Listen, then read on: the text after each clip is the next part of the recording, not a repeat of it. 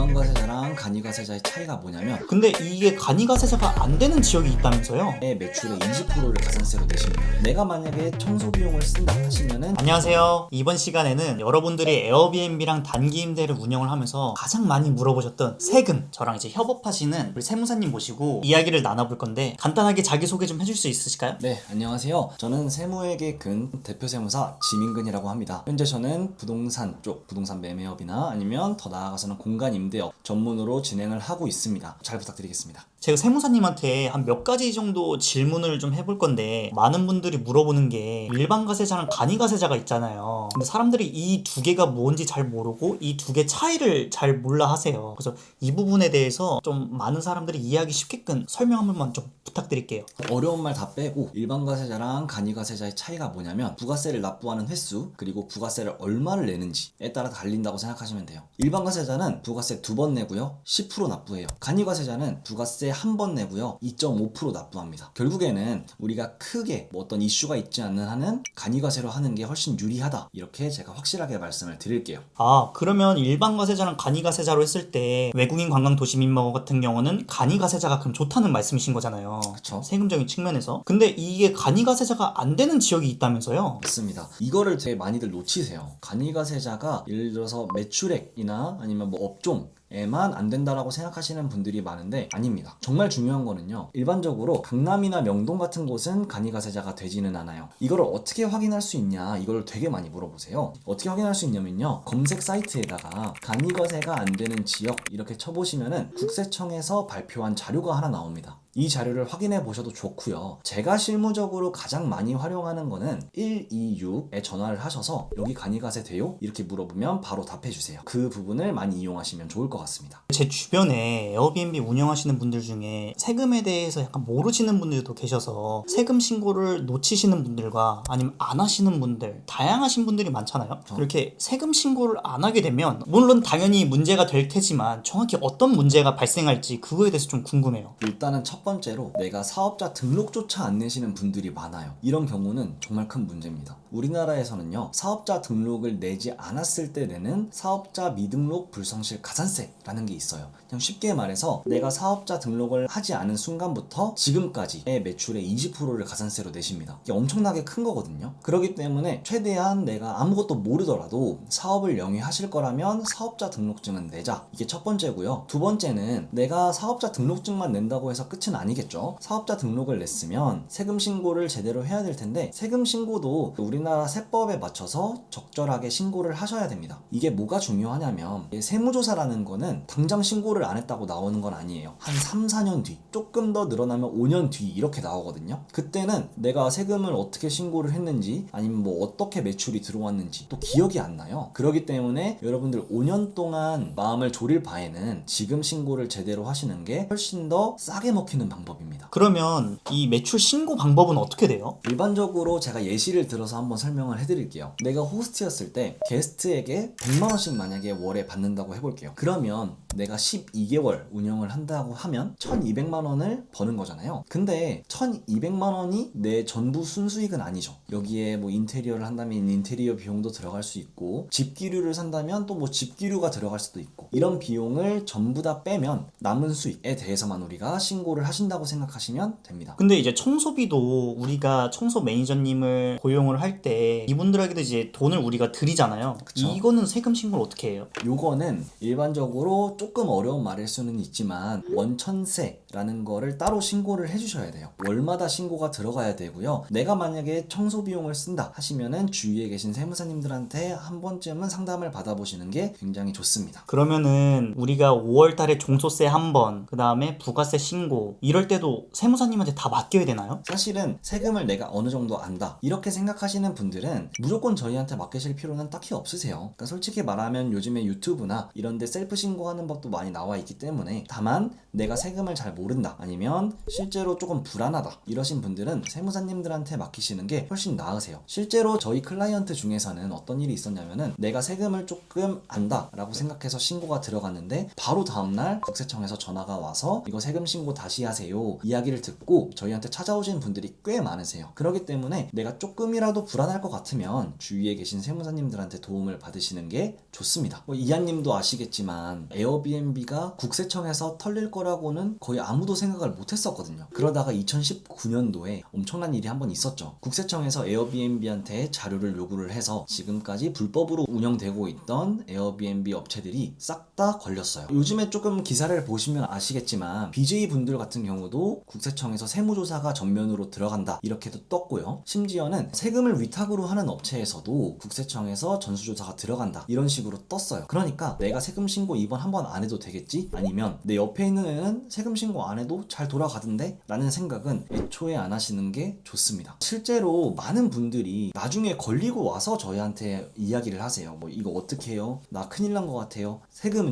정말 언제 걸릴지 모르는 거다 보니까 여러분들의 세법에 맞게 신고를 하는 게 굉장히 중요합니다. 사실상 기장료나 아니면 신고 대리 비용이 아까울 수는 있어요. 충분히 아까울 수 있지만 술자리 한 번 가격으로 내 5년 동안의 불안감을 해소할 수 있다면 이만큼 가성비가 좋은 게 또 없을 것 같거든요. 특히 이 말씀은 제가 꼭 해드리고 싶은데 에어비앤비는 직장인 분들이나 아니면 부업 소득이 있으신 분들이 꽤 많이 하세요. 그렇기 때문에 타 소득이 있다면 더 조심하셔야 됩니다. 여러분들께 꼭 당부의 말씀을 드리니까요. 제발 신고는 제대로 하기. 세무사님, 근데 임대인이 허락을 해줬어도 에어비앤비로 돌리면 안 되는 집이 있다면서요? 맞습니다. 임대인이 허락까지 해주고 인허가까지 나와서 사업자 등록까지 제대로 나왔는데 이럼에도 절대로 하면 안 되는 집들이 있어요. LH, SH, 행복주택이나 청년주택, 그리고 임대주택 혹은 지자체에서 등록하는 주택임대 사업자가 되어 있는 주택은요 절대로 하시면 안 됩니다. 임대인이 허락을 했더라도 잘 모르고 허락을 해줬을 가능성이 굉장히 커요. 이 주택들은요 임대인에게 들어가는 혜택이 굉장히 많습니다. 그런데 에어비앤비를 냈을 땐 이 혜택들이 전부 다 몰수가 될 가능성이 굉장히 커요. 그렇기 때문에 여러분 추후에 임대인과 민사적인 문제로 싸움을 원치 않는다면 이쪽에서는 절대로 에어비앤비를 진행하지 않는 걸 추천드립니다. 지금까지 에어비앤비와 관련된 세금 이슈에 대해서 세무사님을 모시고 알아보았는데요. 세무사님한테 세금적으로 궁금하신 내용이 더 있으시다면 제가 아래 링크에 세무사님과 연결할 수 있는 방법을 알려드릴 테니까 세무사님한테 연락을 하시면 되고 저희는 그러면 다음 영상에서 뵙겠습니다. 감사합니다. 감사합니다.